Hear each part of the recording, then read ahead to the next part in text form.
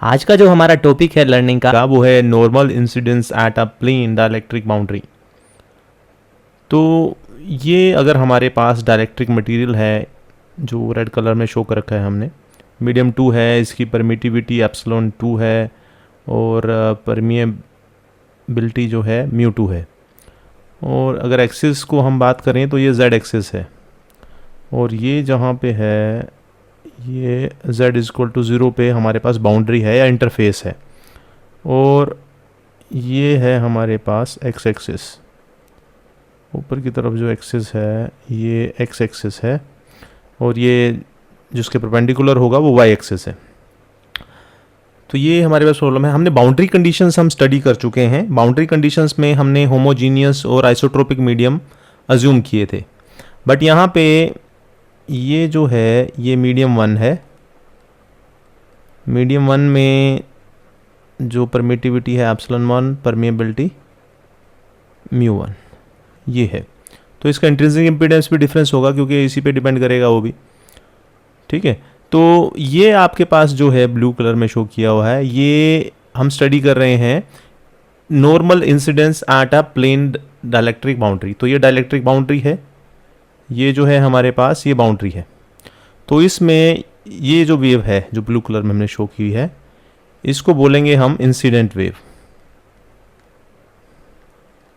ये आपके पास incident wave है और ये नॉर्मल इंसिडेंस है क्योंकि इलेक्ट्रिक फील्ड को हमने शो किया हुआ है इसमें।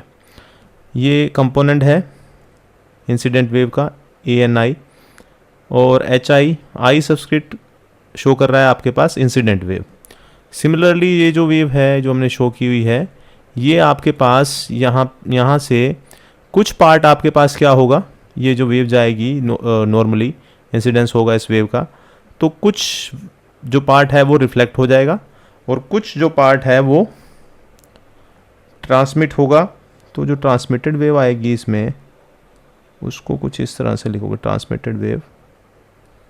तो इसमें ये जो ट्रांसमिटेड ये ET और इसका कंपोनेंट आएगा, यूनिट वेक्टर आएगा ANT, ये यूनिट वेक्टर आ गया और ये आ गया ST।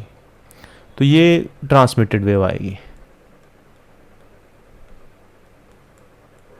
Transmitted wave. तो ये डाइलेक्ट्रिक है तो कुछ पार्ट रिफ्लेक्ट होगा, रिफ्लेक्टेड वेव ये आ गई आपके पास और ये आ गई आपके पास ट्रांसमिटेड वेव जो सिमिलर होगी। इसमें जो ट्रांसमिटेड वेव होगी सिमिलर होगी और वो जो डायरेक्शंस होगी इंसिडेंट वेव की और ट्रांसमिटेड वेव की सेम होगी। बट जो रिफ्लेक्टेड वेव होगी अगर ये +z डायरेक्शन है तो उसकी डायरेक्शन क्या हो जाएगी -z, यूनिट वेक्टर भी उसका डिफरेंट डायरेक्शन में होगा। तो और जो मैग्नेटिक फील्ड है वो भी देखिए चेंज हो गई है। तो अब आपके पास स्टार्ट करते हैं इसको स्टडी करने का हमारा मेन पर्पज़ ये है कि हम देख रहे हैं कि अगर आपके पास मीडियम डिफरेंट है, मीडियम की प्रॉपर्टीज़ डिफरेंट है, यहाँ पे मीडियम 1 की प्रॉपर्टी डिफरेंट है, मीडियम 2 की डिफरेंट है, तो उस केस में हमारे पास जो इंसिडेंट वेव होगी अगर नॉर्मल इंसिडेंस हो रहा है, परपेंडिकुलर इंसिडेंस है सरफेस पे, तो उस केस में कैसे वो बिहेव करेंगी, इलेक्ट्रिक फील्ड कैसे बिहेव करेगी और मैग्नेटिक फील्ड कैसे बिहेव करेगी। तो अगर आपको लिखना है कि आपके पास electric field intensity incident wave की वैल्यू क्या आएगी, तो इंसिडेंट वेव z डायरेक्शन में प्रोपेगेट कर रही है, कंपोनेंट क्या है इसका x कंपोनेंट है। ठीक है, प्लेन के परपेंडिकुलर है तो x कंपोनेंट, और जो वैल्यू आएगी ये EI0 क्या शो कर रहा है कि z इज इक्वल टू 0 पे कितनी वैल्यू है इलेक्ट्रिक फील्ड की, e⁻⁻ -j β1 z। तो ये वैल्यू आएगी आपके पास अगर आप अटेन्यूएशन को 0 ले लो। वैसे गामा z आना चाहिए था यहाँ पे, पर अटेन्यूएशन को आपने 0 ले लिया। तो सिमिलरली जो इंसिडेंट वेव आएगी मैग्नेटिक फील्ड के केस में, मैग्नेटिक फील्ड इंटेंसिटी क्या आएगी, उसका कंपोनेंट क्या आएगा, इसका x है, डायरेक्शन ऑफ प्रोपगेशन z है, तो ऑब्वियस सी बात है y आएगा। और क्या कैसे बनेगा रिलेशन, डिवाइड बाय ईटा 1, इस मीडियम का ईटा, e raise power minus J beta 1z। इसको इक्वेशन 1 दे दो, इसको दे दो इक्वेशन 2। तो ये आपके पास इंसिडेंट वेव आ गई है। आई सिग्निफाई कर रहा है इंसिडेंट वेव। इलेक्ट्रिक फील्ड और मैग्नेटिक फील्ड दोनों को लिख लिया है। तो अब जो इंसिडेंट वेव होगी वो पार्शली क्या होगी, ट्रांसमिटेड होगी, और पार्शली वो रिफ्लेक्टेड होगी। तो इस केस में हम दो पार्ट में डिवाइड कर लेते हैं। हम कहते हैं कि हमारे पास ट्रांसमिटेड वेव क्या रहेगी, ट्रांसमिटेड वेव क्या रहेगी वो लिख लेते हैं। ट्रांसमिटेड के केस में दोनों आएंगी, इलेक्ट्रिक फील्ड भी आएगी, मैग्नेटिक फील्ड भी आएगी, दोनों ही ट्रांसमिट होंगी। तो इसको हम लिख लेते हैं E T Z is equal to A X E T naught, इसका कंपोनेंट जैसे यहाँ ई आई नोट आया था, ई टी नोट, और डायरेक्शन सेम रहेगी, दोनों की डायरेक्शन सेम है तो कंपोनेंट में चेंज नहीं आएगा। बस यहाँ पे जो चेंज आएगा, यहाँ पे क्या था, बीटा 1 था, अब क्या आएगा, मीडियम 2। मीडियम 2 में आ गए ना हम, तो जो फेज़ कांस्टेंट आएगा वो सेकंड मीडियम का आएगा। बीटा 1 जो है वो फेज़ कांस्टेंट फर्स्ट मीडियम का है, क्योंकि हम जो ट्रांसमिटेड वेव थी वो फर्स्ट मीडियम में थी, अब 2 में आ गए हैं, तो ट्रांसमिटेड वेव के लिए बीटा 2z आएगा, ये डिफरेंस आएगा, ये याद रखिए। सिमिलरली जो एच टी जेड आएगा उसकी डायरेक्शन भी ए वाई होगी, ई टी नोट। अब यहाँ पे क्या आएगा, ईटा 2, मीडियम 2 में है, ठीक है। तो ये आ गया माइनस से बीटा 2z, इसको 3 दे दो, इसको दे दो 4। तो ये मार्किंग होगी हमारे पास। अब जो बी केस है उसमें हम फाइंड आउट कर रहे हैं रिफ्लेक्टेड वेव। रिफ्लेक्टेड वेव कुछ पार्ट जो है वो रिफ्लेक्ट बैक गया है हमारे पास। रिफ्लेक्टेड वेव को हम शो कर रहे हैं ई आर जेड।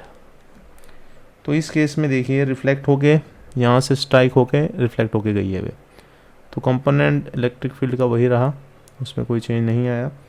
ए एक्स, अब ई आर ज़ीरो आ गया है यहाँ पे। अब यहाँ पे देखिए, अगर ये जेड की पॉजिटिव डायरेक्शन है, ठीक है, तो ये इधर वाली डायरेक्शन क्या होगी, इधर ये आएगा, अपोजिट डायरेक्शन है तो ये माइनस जेड होगा। तो यहाँ पे ये साइन चेंज हो जाएगा, यहाँ पे प्लस आ जाएगा, क्योंकि जेड अपोजिट है इसलिए ये पॉजिटिव हो गया, ठीक है। सिमिलरली एच आर जेड कितना आएगा, ए वाई। अब यहाँ पे फाइंड आउट करना पड़ेगा हमें एच आर जेड, जो कंपोनेंट है वो ए जेड है। अब cross product with 1 upon eta 1 E R Z, ये फार्मूला हम यूज़ करेंगे, ठीक है। अब डायरेक्शन चेंज है ना, तो ये फार्मूला यूज़ करना पड़ेगा हमें। इसको अगर फाइंड आउट करो, ये ई आर की वैल्यू पुट करो, तो ए एक्स के साथ ए एक्स आएगा ना साथ में, ए एक्स, इसका क्रॉस प्रोडक्ट ए जेड और ए एक्स का क्या होगा, ए वाई आएगा, तो माइनस ए वाई आएगा आपके पास, minus A Y E R naught divide by eta 1 A raise power J beta 1z। तो ये इक्वेशन, ये इसको 5 दे दो, इस इक्वेशन को दे दो 6, जो ये आई है। यहाँ पे देखो, जो E Z cross A x वो ए वाई के इक्वल होगा, यूनिट वेक्टर ये ऐसे ऐसे लिखते हैं।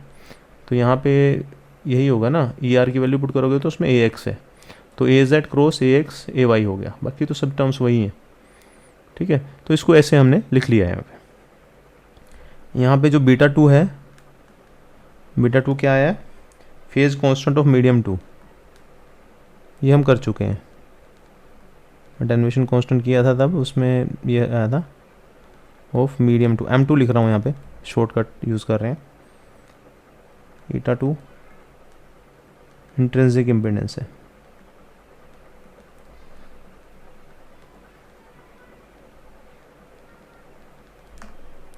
M2 का ही इंट्रिंसिक इम्पीडेंस है। तो ET0 बता दिया है हमने। ET0 जो ये कंपोनेंट लेके चल रहे हैं, EI0 क्या है, EI0 ऐसे ही ER0 और ET0 भी आएगा। ये क्या है, इलेक्ट्रिक फील्ड की वैल्यू है, मैग्नीट्यूड है, magnitude of E incident at z is equal to 0। Similarly अगर आपके पास ई आर 0 की बात करते हो तो क्या होगा, magnitude of E R at z is equal to 0। और ऐसे ही हम ई टी 0 को डिफाइन कर देंगे। ठीक है, तो ये टर्म्स होगी, ये आपको पता होना चाहिए। अब हमें पता है बाउंड्री कंडीशन का यूज़ करेंगे, जो बाउंड्री कंडीशन हमने स्टडी की हैं। तो हमें पता है कि जो डाइलेक्ट्रिक इंटरफेस होता है, इंटरफेस z इक्वल टू 0 पे है, यहाँ पे इंटरफेस आ गया हमारे पास। तो इस पे जो टेंजेंशियल कंपोनेंट होता है इलेक्ट्रिक फील्ड और मैग्नेटिक फील्ड का, वो कंटिन्यूस होना चाहिए। मैग्नेटिक फील्ड इंटेंसिटी और इलेक्ट्रिक फील्ड इंटेंसिटी के लिए, ठीक है, जो बाउंड्री कंडीशन यूज़ करेंगे हम, बाउंड्री कंडीशन क्या कहती हैं कि जो टेंजेंशियल कंपोनेंट है, दो कंपोनेंट हमने किए थे, tangential component and normal component. जो टेंजेंशियल कंपोनेंट होगा इलेक्ट्रिक फील्ड का और कंपोनेंट, ठीक है, कंपोनेंट, तो जो टेंजेंशियल कंपोनेंट होगा और जो वो मैग्नेटिक फील्ड और इलेक्ट्रिक फील्ड दोनों का ही क्या होगा, कंटिन्यूस होगा। तो उस केस में अगर वो कंटिन्यूस है तो इस प्लेन में जितनी इलेक्ट्रिक फील्ड आई है वो उनका सम करके इक्वल टू होगा दिस। इस फील्ड में, इसमें कौन कौन सी आई हैं, इसमें इंसिडेंट वेव है इलेक्ट्रिक फील्ड में और रिफ्लेक्टेड वेव है, और इसमें क्या है, ट्रांसमिटेड है। तो अगर मैं बाउंड्री कंडीशन को यूज़ करें, ठीक है, नेक्स्ट करते हैं इसको, नेक्स्ट चलते हैं नेक्स्ट स्लाइड पे या नेक्स्ट पेज पे। तो जो बाउंड्री कंडीशन है उनके अकॉर्डिंग क्या है, incident value E I Z plus E reflected Z. चलो ये तो ये हर एक जगह होगा ना, ये तो हम आप मान ही रहे हो कि ये जो ट्रांसमिटेड वेव के इक्वल आएगा ना, ई टी जेड। ठीक है, तो ये क्या कह सकते हो इसको, तो ये किसके लिए है, for z is equal to 0, z is equal to 0 के लिए ये आपने लिख दिया है। ई इंसिडेंट ई रिफ्लेक्टेड दोनों एक ही प्लेन में थी, और वो इक्वल टू किसके हैं, ई ट्रांसमिटेड। तो इसको ऐसे लिखोगे, E I 0 E R 0 is equal to E T 0। कितनी वैल्यू है ई आर 0 पे, हमने फाइंड आउट किया है, हम ये लिख रहे हैं ना, ई आई 0 ऐसे लिख देते हैं इसको, प्लस ई, ये वेक्टर क्वांटिटी था, इसको वेक्टर लिख लो तीनों को। ठीक है, तो ये किसके इक्वल था, E R 0 is equal to E T 0। तो ये आ गया आपके पास। इसको भी इक्वेशन दे लो, इसको इक्वेशन कह दो कि ये 7 इक्वेशन है। अब जो नेक्स्ट है हमारे पास, इसमें ही सेम, उसमें तो मैग्नेटिक फील्ड भी कह रहे हैं हम कि ये सेम केस ही है, कंटिन्यूस है मैग्नेटिक फील्ड भी। तो मैग्नेटिक फील्ड के केस में भी आप ऐसा ही लिखोगे इसको, ये आ गया। तो इसको कैसे लिख सकते हो, मैग्नेटिक फील्ड को, मैग्नेटिक फील्ड को लिख सकते हो इलेक्ट्रिक फील्ड की टर्म में। इन दोनों को कैसे लिख लोगे, इसको चलो पहले ओपन कर लो, H I 0 H R 0 is equal to क्या, E T 0 sorry H T 0। ये आ गया। तो इसको इलेक्ट्रिक फील्ड की टर्म में कैसे लिखोगे, तो इधर क्या है, अगर इसको कन्वर्ट करना हो तो इलेक्ट्रिक फील्ड की टर्म में कन्वर्ट कर लो, ई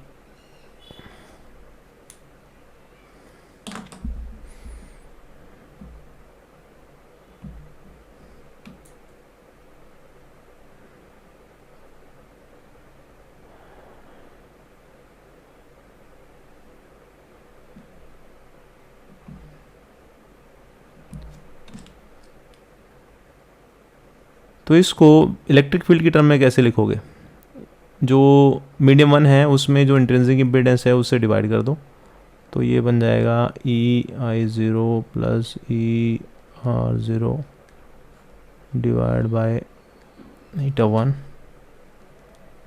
इस इक्वेशन से लिख रहे हैं इसको, ई टी 0, इसमें इंट्रिंसिक इम्पीडेंस जो है ईटा 2 है। ये जो इक्वेशन आ गई इस इक्वेशन को लिखेंगे हम 8th इक्वेशन, ठीक है। नहीं, इसमें माइनस साइन आएगा यहाँ पे, क्योंकि अगर आप रिफ्लेक्टेड को देखो, रिफ्लेक्टेड जो आया था आपके पास, ये आया है रिफ्लेक्टेड, तो उसमें माइनस साइन आया हुआ है, तो वहाँ पे माइनस साइन आएगा। तो यहाँ पे आप माइनस कर लेना, इसको करेक्ट करो। तो ये जो इक्वेशन आ गई है, अब इस इक्वेशन में क्या करते हैं, ये वाली ई टी ज़ीरो की वैल्यू पुट कर दो यहाँ पे। तो ई टी ज़ीरो की वैल्यू इस इक्वेशन, इसको 8 दे दो, 8 में ई टी ज़ीरो की वैल्यू पुट कर दो। तो इसको लिखोगे आप E incident zero minus E zero is equal to क्या है, ई इंसिडेंट ज़ीरो। इसको सोल्व करो, ठीक है। ये कुछ नहीं किया, ई टी ज़ीरो की वैल्यू ये यहाँ पे E I zero E R zero put कर दिया है यहाँ पे। इसको सोल्व करो क्रॉस मल्टीप्लाई करके, तो हमारे पास जो वैल्यू आ जाएगी, इसको सोल्व करोगे तो it's implies that E R zero is equal to eta two minus eta one divide by eta two plus eta one E I naught. And दूसरी वैल्यू भी लिख सकते हो आप, ई टी ज़ीरो यहाँ से वैल्यू पुट करोगे तो ये आ गई, यहाँ पे पुट कर दोगे तो ई टी नोट भी आ जाएगा आपके पास इस इक्वेशन में। आप यहाँ पे अगर आप ई टी वन की वैल्यू पुट करो या ई आर ज़ीरो की वैल्यू इसमें पुट कर देना 7 में, तो ई टी ज़ीरो की वैल्यू भी आ जाएगी। तो ये आ गई हमारे पास, डायरेक्टली लिख रहे हैं इसको, 2 eta two divide by eta two plus eta one. तो ये दो वैल्यूज़ आ गई हैं हमारे पास। और जो रेशो है हमारे पास, अगर आप रेशो ले लो, ये ई आर ज़ीरो रिफ्लेक्टेड वेव और इंसिडेंट वेव की अगर रेशो ले लो, इसको हम, ये किसके इक्वल आ रही है, ये आ रही है आपके पास eta two minus eta one divide by eta two plus eta one. इसको लिख रहे हैं हम गामा से, इस फैक्टर को बोलेंगे गामा, ठीक है, ये बिग गामा। तो ये आ गया आपके पास, इसको बोलेंगे रिफ्लेक्शन कोफिशिएंट।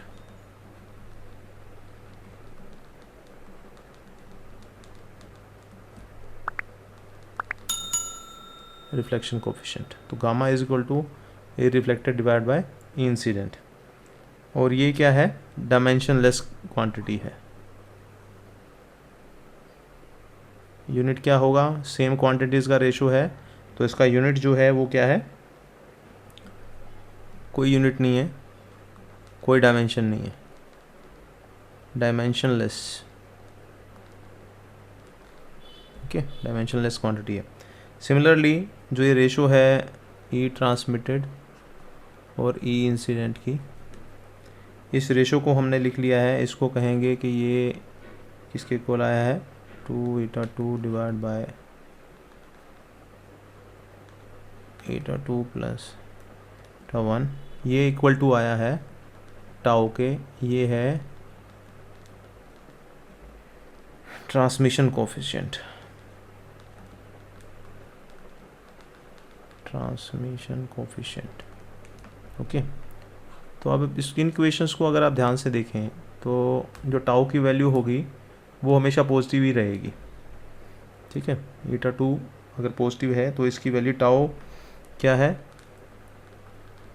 ऑलवेज पॉजिटिव, ठीक है। और जो ये हमारे पास गामा है रिफ्लेक्शन कोफिशिएंट, इसकी वैल्यू पॉजिटिव भी हो सकती है और नेगेटिव भी हो सकती है, depending on the value of this eta two और ईटा वन, इन दोनों की वैल्यू पर डिपेंड रहेगी। ये पॉजिटिव भी हो सकती है और नेगेटिव भी हो सकती है। तो और ये अगर हमारे पास क्या है, जो मीडियम है उसमें लॉसेस हो रहे हैं, तो उसमें जो वैल्यू है वो इमेजिनरी भी हो सकती है, ठीक है, वो फेज शिफ्ट को शो करता है यहाँ पे। तो एक रिलेशन और होल्ड करता है इसमें, अगर आप ध्यान से देखें इसको, तो एक रिलेशन और है हमारे पास, जो टाउ है ये भी होल्ड करता है 1 प्लस गामा। ये वैल्यू पुट करके देख लो, ये रिलेशन भी होल्ड करेगा। तो हमारे पास अगर मीडियम परफेक्ट कंडक्टर है, आपके पास कोई मीडियम है जो परफेक्ट कंडक्टर है, उसके लिए जो इंट्रिंसिक इम्पीडेंस होगा, चलो इस पर बात कर लेते हैं अभी। अगर कोई मीडियम है, परफेक्ट कंडक्टर की बात करते हैं, परफेक्ट कंडक्टर मीडियम 2 को कह रहे हैं। अगर मीडियम 2 क्या है, परफेक्ट कंडक्टर है, परफेक्ट कंडक्टर होगा तो उस केस में जो इंट्रिंसिक इम्पीडेंस होगा वो ज़ीरो हो जाएगा परफेक्ट कंडक्टर केस में। तो ये जो इक्वेशंस हमने लिखी हैं अभी, ये वाली इक्वेशंस, इसको दे दो 9, इसको दे दो 10। तो अगर ये ईटा 0 है, ये 0 हो गया, तो कितनी वैल्यू आ गई इसकी रिफ्लेक्शन कोफिशिएंट की?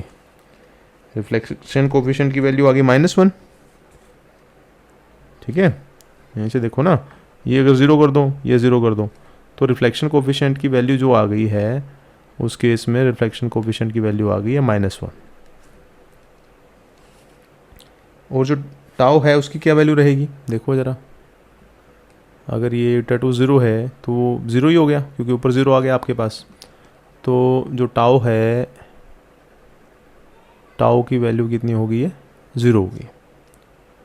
और आपके पास अगर ये वैल्यूज़ देखो, अगर वहाँ पुट करो values, E reflected is equal to minus E incident आ गया, और जो ट्रांसमिटेड वेव आएगी वो 0 हो जाएगी।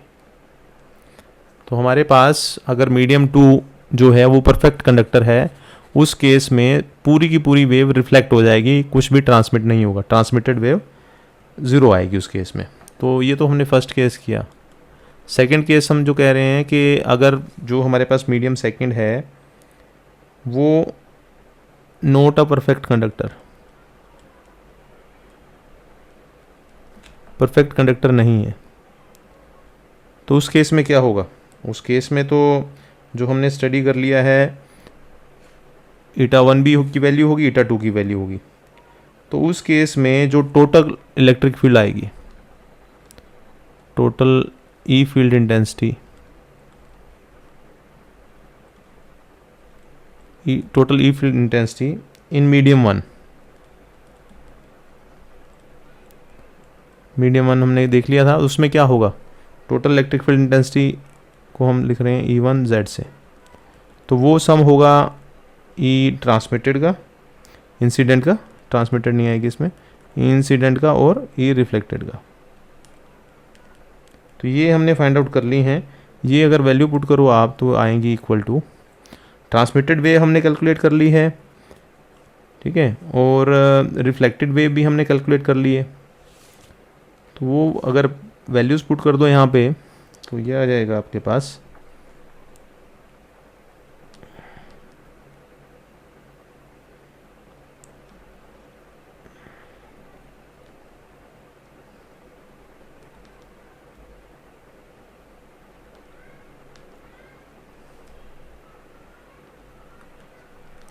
ये वैल्यू आ गई। इसको हम कह देते हैं कि इक्वेशन 11 है। 10 इक्वेशन हो चुकी थी हमारी, इसको कह देंगे इक्वेशन 11 है। सिंपल कुछ नहीं किया, ये हमने ड्राइव कर रखी है पहले से। इंसिडेंस की वैल्यू हमारे पास है, ये रही इंसिडेंस की वैल्यू इक्वेशन 1 से, और ई रिफ्लेक्टेड की वैल्यू 5 से। 1 और 5 को ऐड कर दिया है सिर्फ, सिंपल सी बात है, 1 और 5 को हमने ऐड किया है, और यहाँ रिफ्लेक्टेड की वैल्यू जो थी इस रिलेशन को यूज़ किया है, इंसिडेंस और रिफ्लेक्टेड वाले इस रिलेशन को यूज़ करते हुए 1 और 5 को ऐड कर दिया है हमने। तो ये जो है, ये इक्वेशन जो हमने लिखी है 1 + 5 करके लिखी है, सिंपल। तो इसको अब थोड़ा सा मॉडिफाई भी कर सकते हैं इक्वेशन को। इसमें अगर आप देखो डिटेल में तो थोड़ा सा इसमें मैनिपुलेशन करते हैं हम। E1 Z is equal to AX E incidence e⁻ -j β1 Z plus, इसमें ये फैक्टर मैंने ऐड कर दिया और यही सब्ट्रैक्ट कर दिया। सिंपल रखा है, सेम फैक्टर को ऐड और सब्ट्रैक्ट कर दिया, कुछ नहीं ऐड किया, कुछ नहीं सब्ट्रैक्ट हुआ, सिंपल वही इक्वेशन रही है। थोड़ा सा मैनिपुलेट कर दिया चीज़ों को। इसको सोल्व कर लो, इसको सोल्व करके आपके पास आ जाएगा ax 1 प्लस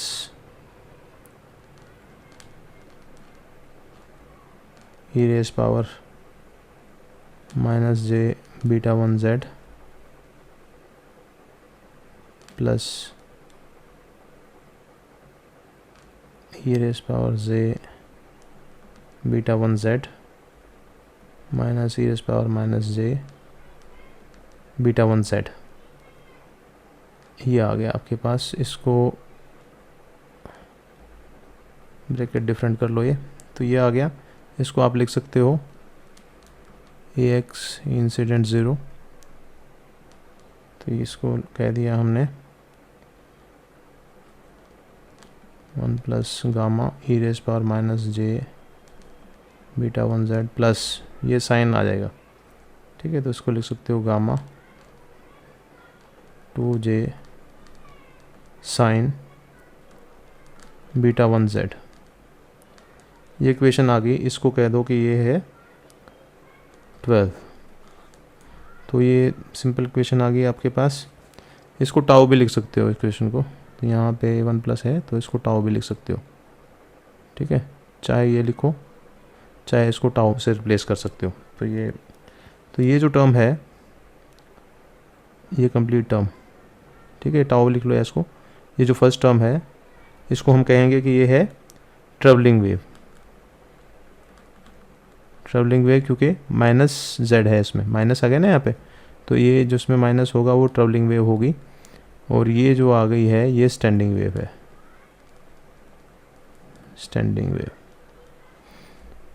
ये जो ट्रैवलिंग वेव है कितना एम्पलीट्यूड है इसका, अगर यहाँ पे टाउ 1 प्लस गामा को टाउ लिख लो, टाउ ei0 मल्टीप्लाई होगा इससे। और स्टैंडिंग वेव जो है, स्टैंडिंग वेव का एम्पलीट्यूड कितना है 2 गामा ei0। तो ये जो है ये एम्पलीट्यूड आ गया स्टैंडिंग वेव का, और ये एम्पलीट्यूड आया है हमारे पास ट्रैवलिंग वेव का। तो इस केस में जो गामा की वैल्यू है उसके लिए हमारे पास 2 सब केसेस बनते हैं, वो स्टडी कर लेते हैं।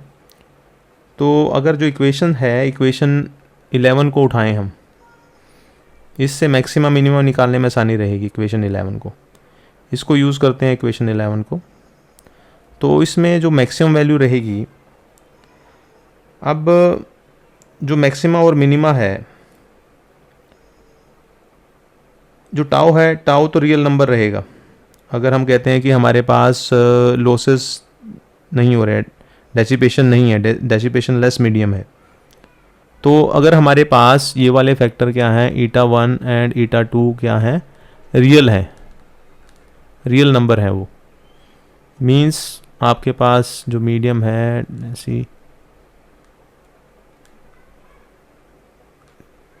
डेसिपेशनलेस मीडियम है, okay. If we have this dissipationless medium, तो eta1 eta2 क्या है, रियल नंबर है। तो इस केस में जो टाउ होगा वो तो रियल होगा, जो टाउ है वो रियल है। पर जो गामा है, गामा पॉजिटिव भी हो सकता है और नेगेटिव भी हो सकता है। तो 2 केसेस बन गए आपके पास। अब फर्स्ट केस जो है, अगर आपके पास जो गामा है वो ग्रेटर देन 0 है, पॉजिटिव है, तो कब होगा वो पॉजिटिव, जब eta2 ग्रेटर देन होगा eta1। ये केस रहेगा ना, ये हम कर चुके हैं। तो ये इस केस में जो मैक्सिमम वैल्यू होगी, अगर ये मैक्सिमम वैल्यू इक्वेशन 11 से फाइंड आउट करो, मैक्सिमम वैल्यू कब होगी इसकी, कि कितनी मैक्सिमम वैल्यू होगी,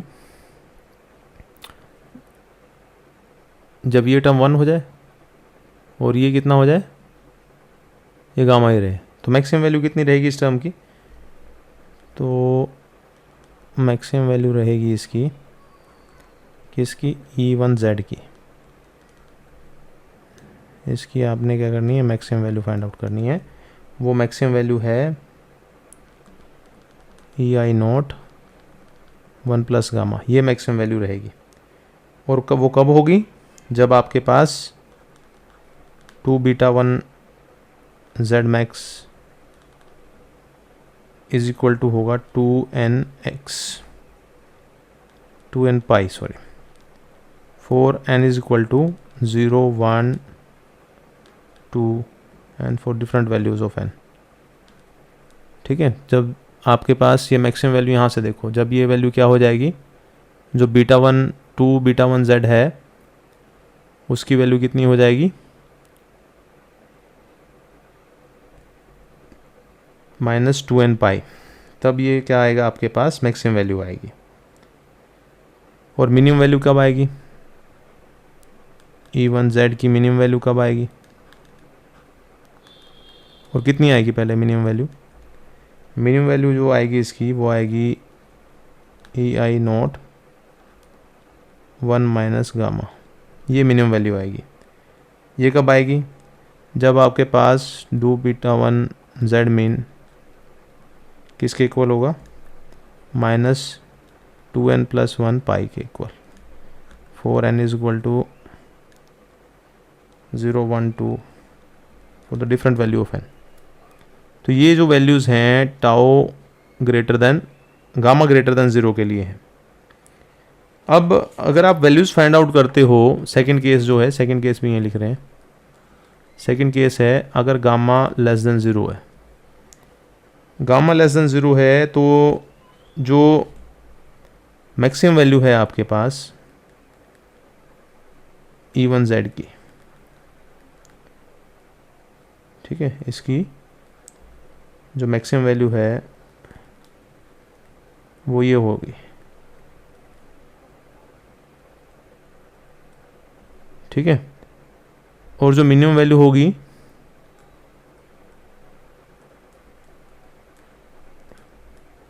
जो मिनिमा आएगा वो आएगा इस पे 1 प्लस टाउ 1 प्लस गामा पे। तो ये कहने का मतलब ये है कि जो गामा ग्रेटर देन 0 और गामा लेस देन 0 के लिए जो मिनिमा और मैक्सिमा है वो इंटरचेंज हो जाएंगे आपस में, ये कह सकते हो आप, ठीक है। सिंपल सा याद रखो कि जो गामा ग्रेटर देन 0 है उसमें जो मिनिमा आ रहा है, अगर आप गामा लेस देन 0 के लिए कहोगे तो वहाँ पे क्या आएगा, मिनिमा आएगा, और वाइस वर्सा उस वैल्यू के लिए, ठीक है। ऑब्वियस सी बात है कि आपके पास साइन ही चेंज हो गया उसका। तो नेक्स्ट जो हमारे पास है, जो रेशो है मैक्सिमम टू मिनिमम वैल्यू, अगर आप maximum value of E field है और एच फील्ड है उसकी रेशो ले लो मिनिमम वैल्यू से,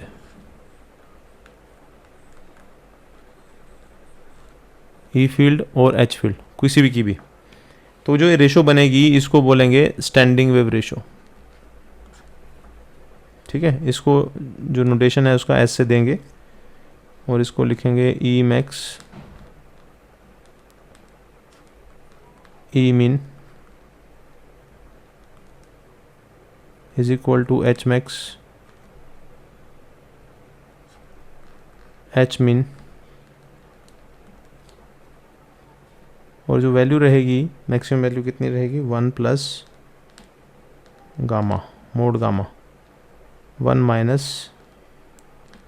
मोड गामा, ये रहेगी। और ये भी क्या है, बहुत ही इंपॉर्टेंट क्वांटिटी है ये, और ये भी क्या है, डायमेंशनलेस है। ये बहुत ही इंपॉर्टेंट क्वांटिटी है, जो ट्रांसमिशन लाइन होगी उसमें इसका बहुत यूज़ होगा। रिफ्लेक्शन कोफिशिएंट से इसका रिलेशन बनता है स्टैंडिंग वेव रेशो का, कि कितनी आपके पास स्टैंडिंग वेव कब बनेगी, जो ट्रांसमिटेड वेव है, इंसिडेंट वेव है वो, और रिफ्लेक्टेड वेव दोनों के कॉम्बिनेशन से आपके पास स्टैंडिंग वेव रेशो बनेगी। इसको अगर आप इन्वर्स रिलेशन फाइंड आउट करो तो इन्वर्स रिलेशन ये बनेगा, गामा को अगर लिखना चाहो in terms of standing wave ratio तो s-1 डिवाइड बाय s+1। तो इस रिलेशन को भी आपने याद रखना है। यहाँ से आप देखोगे जो गामा की रेंज है, गामा की वैल्यू जो है -1 to 1 +1, -1 to +1 रहेगी। तो इसका मतलब क्या हुआ, जो एस की वैल्यू है उसकी रेंज क्या है, 1 to इन्फिनिटी, ये याद रखना है आपको। जो गामा की रेंज है वो -1 to 1 है, और जो स्टैंडिंग वेव रेशियो रहेगी उसकी जो रेंज है 1 to इन्फिनिटी रहेगी। तो मैग्नेटिक फील्ड को अगर आप लिखना चाहो, सिमिलरली जो मैग्नेटिक फील्ड रहेगी H1Z, उसको भी आप सिंपल लिख सकते हैं। जो इक्वेशंस हमने पीछे की हैं, 2 और 6 इक्वेशन उसमें यूज़ होगी, दोनों को ऐड कर दो 2 और 6 इक्वेशन को, तो उससे आपके पास मैग्नेटिक फील्ड डायरेक्टली निकल आएगी। तो ये रहेगी e⁻⁻j β1z minus gamma e⁻j β1z। तो ये आ गया आपके पास ay incidence η1 e⁻j β1z 1 minus gamma e⁻j 2 β1z। तो ये वैल्यूज़ आ जाएंगी आपके पास। और जो हमारे पास, जहाँ पे हमारे पास इसका मिनिमा होगा H1Z का, वहाँ पे E1Z का मैक्सिमा होगा, ठीक है, एंड वाइस वर्सा, ठीक है। जहाँ पे उसका मिनिमा था इसका मैक्सिमा, जहाँ मैक्सिमा है मिनिमा है। तो अगर आप मीडियम 2 की बात करें, मीडियम टू में ट्रांसमिटेड वेव थी। जो ट्रांसमिटेड वेव है उसको हम ऐसे लिख सकते हैं, AX gamma incidence e⁻j β2z, और जो H ट्रांसमिटेड है उसको लिखेंगे AY tau by eta 2 incident e⁻j β2z। तो ये हमारे पास आ गया कि अगर आपके पास नॉर्मल इंसिडेंस होता है किसी प्लेन डाइलेक्ट्रिक बाउंड्री पे, तो हमारे पास कैसे बिहेवियर रहेगा